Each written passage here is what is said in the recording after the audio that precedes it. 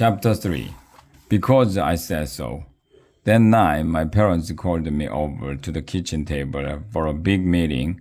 My dad had a pen and one of those yellow legal pads in front of me, asterisk. I guess it's illegal to use a pad that's not yellow. We need to make the invitation list for your birthday party, AJ, said my mom. Let's start with Grandma and Grandpa.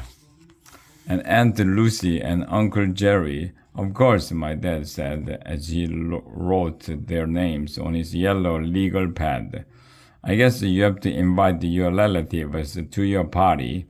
I mean, if it wasn't for your grandparents, your parents wouldn't have been born. And if it wasn't for your parents, you wouldn't have been born. And if you are not born, you don't even get a birthday party. That's why it's called a birthday. Which of the kids at school do you want to invite? Asked my mom. Ryan, Michael, and Neil are my best friends, I said. You can't just have boys at your birthday party, AJ, my mom told me. Why not? I asked. Because I said so, replied both of my parents. Only parents can get away with saying, because I said so. I can't wait until I am a parent so I can tell my kids, because I said so, and not give them any reason why. Okay, I said, I will invite Alexia too. She's a girl and she's cool. Dad wrote Alexia Juarez on his yellow legal pad. What about Andrea Young? Asked my mom. Gross. I didn't want to invite Smarty Pants, Little Miss Perfect, the human homework machine, to my birthday party. That try hard, know-it-all Andrea would ruin all the fun. AJ, we have to invite Andrea, said my mom. Why?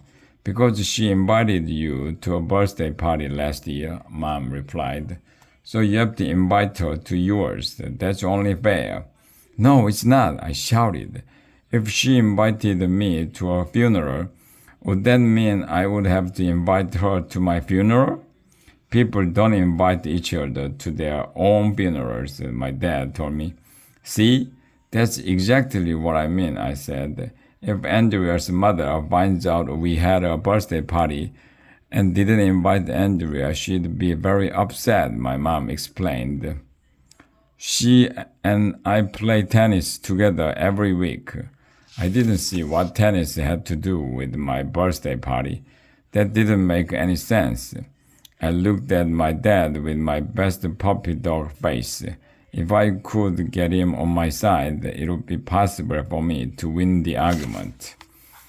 Divide and conquer. That's the first rule of winning an argument with your parents. And always put on your best puppy dog face. AJ, we have to invite Andrea, said my dad. Oh, well, so much for that idea. Dad wrote Andrea Young on his yellow legal pad. If we invite Andrea, said my mom, we have to invite Emily. What? Emily is Andrea's little crybaby friend, and she's equally annoying. Why do we have to invite Emily? I shouted. You don't play tennis with Emily's mother. Andrea and Emily are best friends, my mom explained. It wouldn't be right to invite Andrea to your party and not invite Emily. It would hurt Emily's feelings. So let's not invite either of them, I said. Dad wrote Emily on his yellow legal pad. Then he asked, what about Mr. Cooper? Oh, yes, agreed my mom. Mr. Cooper has been so nice to you this year. What? I don't want my teacher to be at my birthday party. He will spend the whole time telling us to stop talking and line up in size order. Why would Mr. Cooper want to come to a Star Wars party? I asked. At that point, my parents were just ignoring me, and Mr. Klutz and Mrs. Rupee and Miss Hannah and Miss Small. Dad wrote a bunch more names on the yellow legal pad. This party was going to be the worst thing to happen since National Poetry Month. I wanted to go run away to Antarctica and live with the penguins.